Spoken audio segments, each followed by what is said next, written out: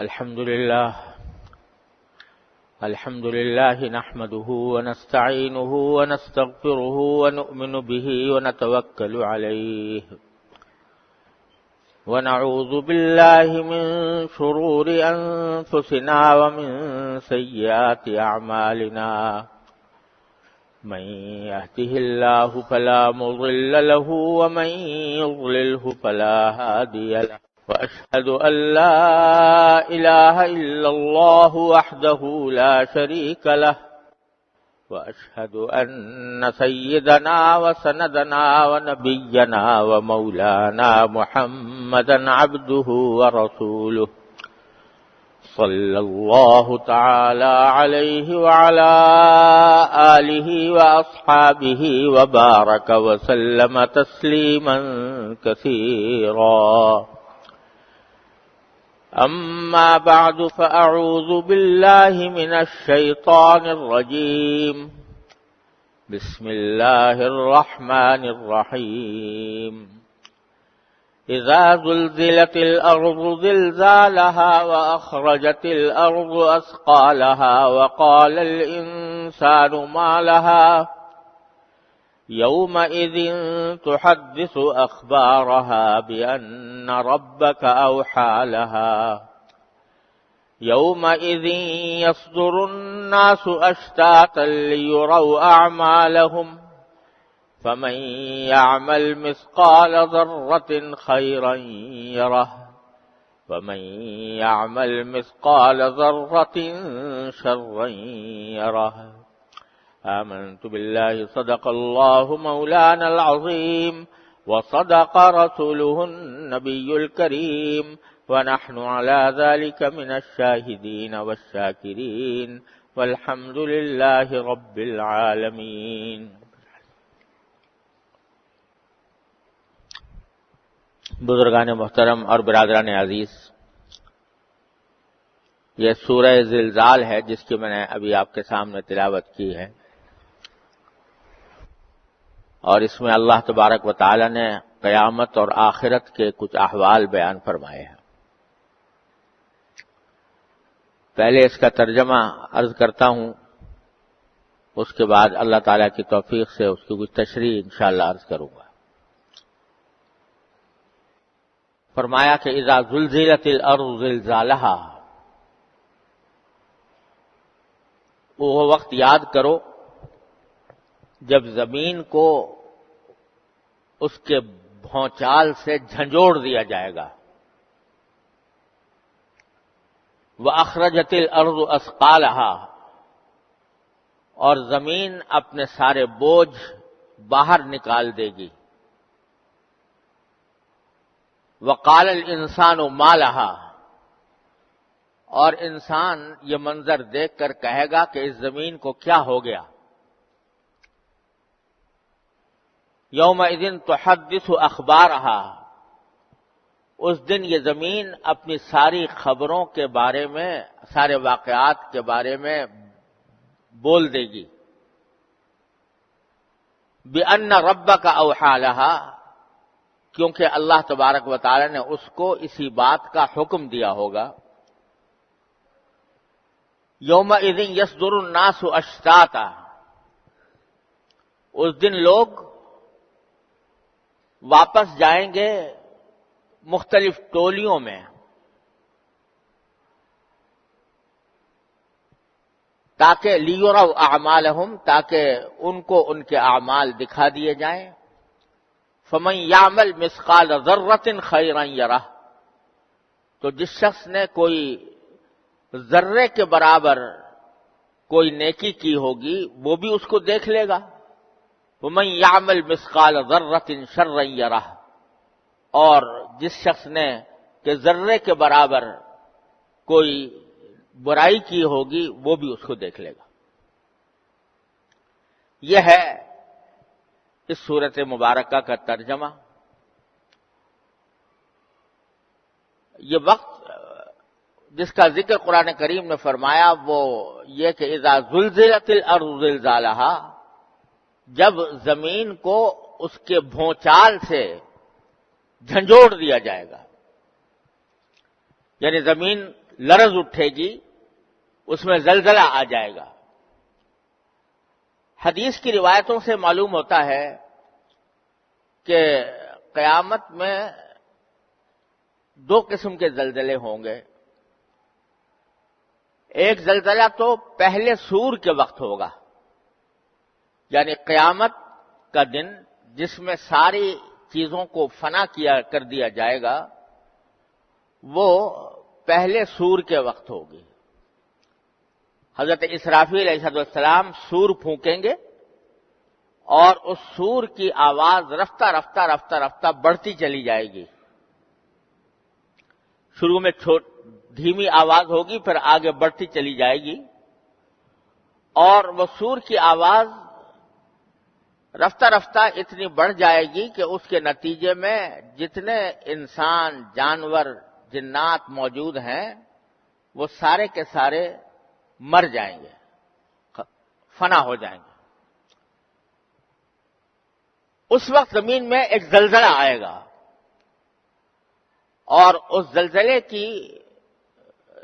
کی وجہ سے لوگوں کے اوپر ایک ہیبت طاری ہوگی، اور ہیبت طاری ہونے کے بعد ان کے کلیجے پھٹ جائیں گے اور پھر بالآخر ختم ہو جائیں گے۔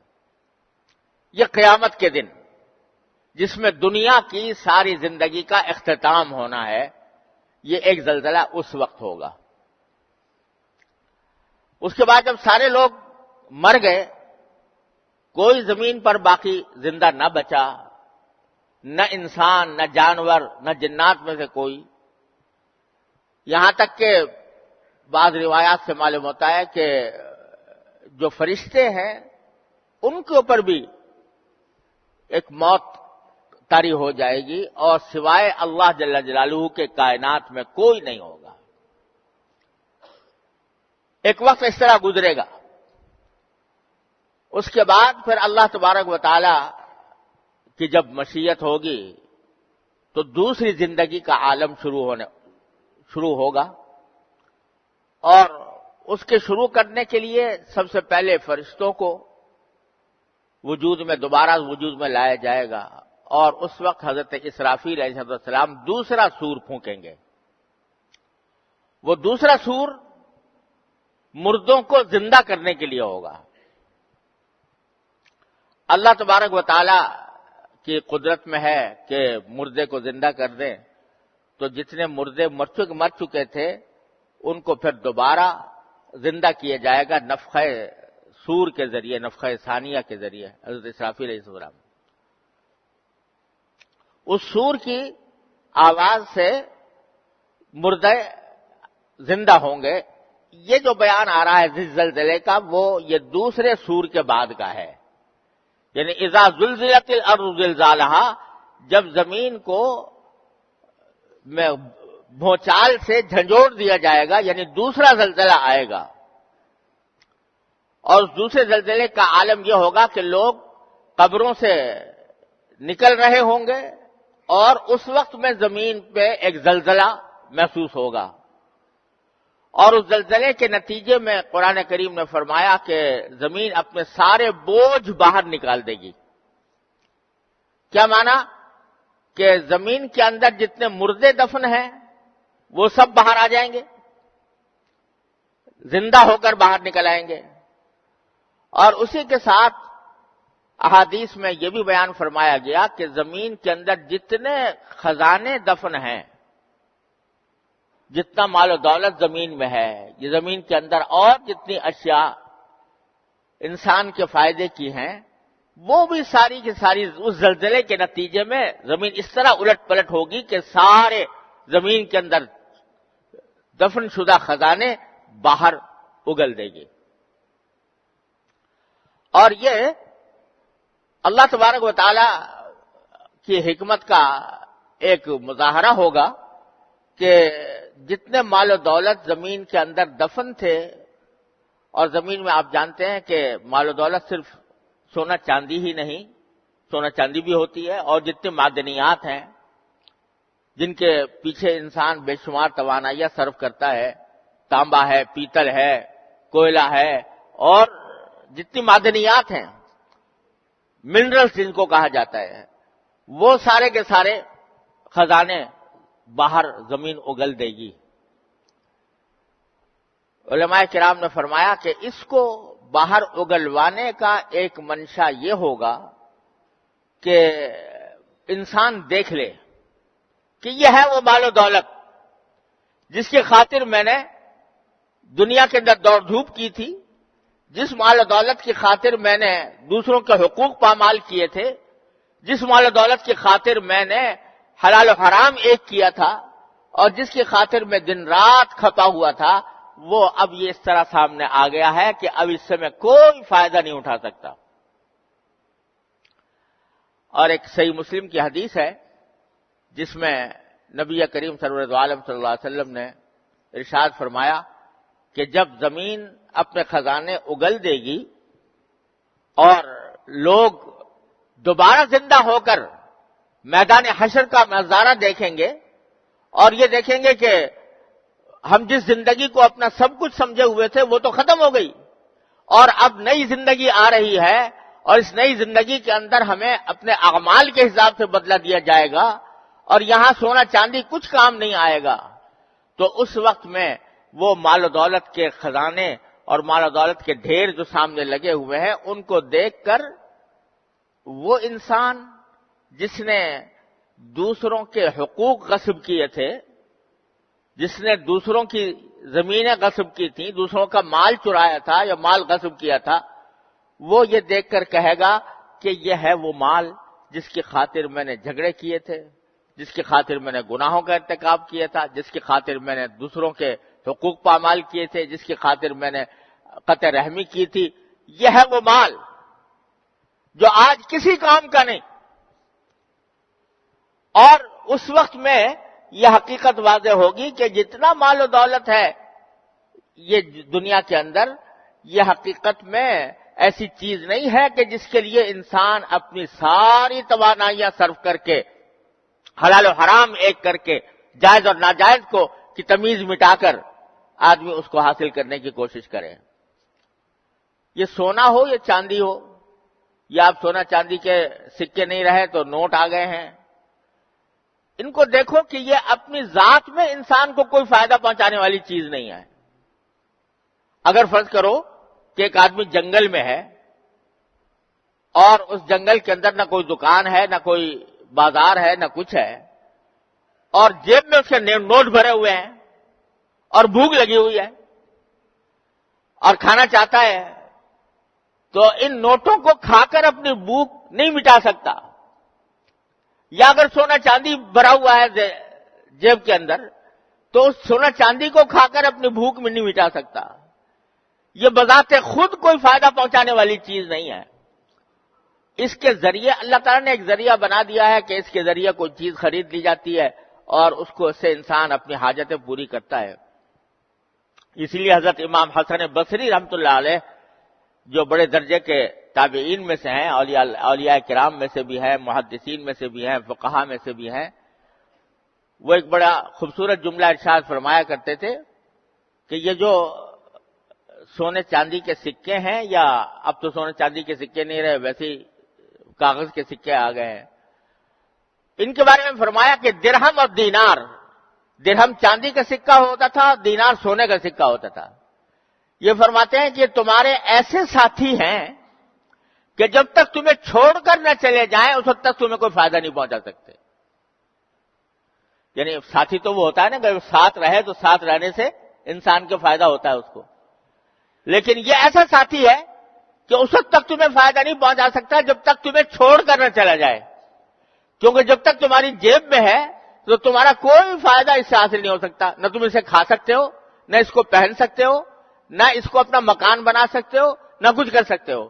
فائدہ کب ہوگا؟ جب اس کو تم کسی کو دو گے اور یہ تمہیں چھوڑ کے چلا جائے گا اور اس کے ذریعے کوئی چیز تم حاصل کرو گے، تب تمہارا فائدہ حاصل ہوگا۔ تو فرماتے ہیں یہ ایسا ساتھی ہے جو کبھی تمہیں فائدہ اس وقت تک نہیں پہنچا سکتا جب تک کہ تمہیں چھوڑ کر نہ چلا جائے۔ تو اپنی ذات میں فائدہ پہنچانے والی کوئی چیز نہیں۔ تو اللہ تبارک و تعالیٰ اس وقت یہ نظارہ دکھا دیں گے۔ میں نے حضرت حکیم الامت مولانا تھانوی قدس اللہ تعالی سرہ کے مواعظ میں پڑھا کہ ایک شخص تھا کہ جو بڑا مالدار تھا، اور بڑا سونا چاندی اس نے جمع کیا ہوا تھا، اور جمع کر کے جیسے پہلے زمانے میں لوگوں کا دستور تھا وہ زمین میں دفن کر دیتے تھے اس کو، خزانے کو. اور اس نے بھی ایک ایسا زمیندوز گودام بنایا ہوا تھا جس میں سونے چاندی کی اینٹیں اس نے رکھی ہوئی تھیں. اور ایسا اس کا طریقہ بنایا تھا کہ پہلے زمانے میں ایسے طریقے ایجاد کیے جاتے تھے کہ دروازہ ایسا بنایا، اس کے اندر ایسی کلیں ہیں کہ جس وقت تک کہ سوائے اس شخص کے جس نے وہ بنایا ہے کسی اور کو اس کو کھولنے کا طریقہ نہیں آتا تھا. تو ایک دن وہ اپنے اس گودام میں گیا جو زمیندوز گودام تھا، اور جا کر یہ گننے کے لیے گیا کہ میں کتنا سونا چاندی میرے پاس یہاں جمع ہو گیا ہے. اب وہ گننے کے لیے وہاں پہنچا، گن رہا تھا. گنتے گنتے اس کو ضرورت پیش آئی کہ کسی طرح باہر نکل کر کو پانی پیے یا کھانا کھائے. اب جو آتا ہے تو اتفاق سے وہ کل جو اس نے لگائی تھی وہ اس میں کچھ خرابی ہو گئی جس کی وجہ سے وہ دروازہ کھلتا نہیں، یا اندر ہی بند ہو گیا. اب اندر بند پڑا ہے اور چاہتا ہے کہ میں کوئی بھوک لگ رہی ہے کھانا کھاؤں، پیاس لگ رہی ہے پانی پیوں، لیکن باہر نکلنے کا کوئی راستہ نہیں جہاں سے کھانا اور پانی حاصل کر سکے. نتیجہ یہ کہ وہیں پر رہا اور سونے چاندی کے ڈھیر کے درمیان جو اس نے جمع کیا تھا وہ بھوک لگ رہی تو بھوک کو نہیں مٹا سکتا، پیاس لگ رہی تو پیاس نہیں مٹا سکتا. اسی حالت میں چونکہ کئی دن اس طرح گزر گئے تو بھوک پیاس سے تڑپتا ہوا اسی خزانے کے اندر مر گیا. تو اس واسطے کہ وہ خزانہ اپنی ذات میں کچھ بھی انسان کو فائدہ نہیں پہنچا سکتا تھا. تو اللہ تبارک و تعالیٰ یہ سارے مال و دولت کے خزانے جو زمین کے اندر ہیں وہ سارے انسان کے سامنے لا کر ڈھیر کر دیں گے. دیکھو یہ ہے وہ مال اور دولت جس کی خاطر تم نے ایک دوسرے کا خون بہایا تھا، جس کی خاطر تم نے ایک دوسرے کے حقوق پامال کیے تھے، جس کی خاطر تم ناجائز اور حرام طریقے استعمال کر رہے تھے، وہ یہ مال ہے. اور آج یہ تمہارے کسی کام آنے والا نہیں ہے. اس لیے فرمایا وَأَخْرَجَتِ الْأَرْضُ أَثْقَالَهَا، زمین اپنے سارے بوجھ باہر نکال دے گی. اس بوجھ میں وہ مردے بھی داخل ہیں جو زمین کے اندر دفن ہے، اور اس بوجھ میں وہ مال و دولت بھی داخل ہے جو زمین کے اندر دفن ہے. وہ سارا کا سارا باہر آ جائے گا. ایک حسرت کا عالم ہوگا کہ دوسری زندگی شروع ہو رہی ہے، اور اس دوسری زندگی کے اندر کیا ہونے والا ہے وہ اس وقت آدمی کو یاد آئے گا کہ کہنے والے کہا کرتے تھے ہماری دنیاوی زندگی کے اندر، پیغمبروں نے ہمیں بتایا تھا کہ ایک وقت ایسا آنے والا ہے، اور ہم اس کی طرف توجہ نہیں دیتے تھے.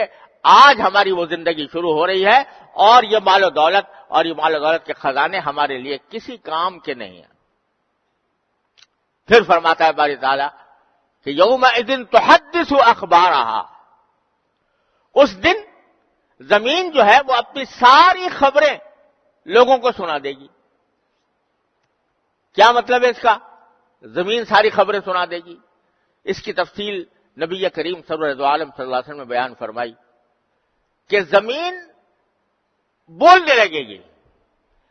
جس زمین پر جو عمل ہوا ہے وہ زمین اس عمل کی گواہی دے گی. اگر کسی نے کسی زمین پر اچھا عمل کیا ہے تو وہ زمین بول کر گواہی دے گی کہ میرے اوپر فلاں شخص نے فلاں عمل کیا تھا، فلاں نیک کام کیا تھا. اور اگر برا کام کیا ہے تو زمین گواہی دے کر بتائے گی کہ میرے اوپر اس شخص نے فلاں وقت میں یہ برا کام کیا تھا. یومئذ تحدث اخبارها، اس دن زمین ساری خبریں سنا دے گی. کسی کے دل میں خیال ہو سکتا ہے کہ زمین تو پتھر ہے یا مٹی ہے، نہ اس میں عقل ہے، نہ اس میں سمجھ ہے، نہ اس میں بولنے کی طاقت ہے، یہ کیسے بول دے گی؟ اور اس کے اندر کیسے اس کو طاقت پیدا ہو جائے گی کہ وہ ساری خبریں سنا دے؟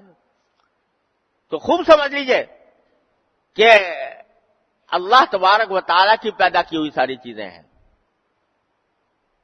اسی کی دی ہوئی گویائی کی، بولنے کی طاقت کس نے دی ہے انسان کو؟ وہ اللہ تبارک و تعالیٰ نے عطا فرمائی ہے.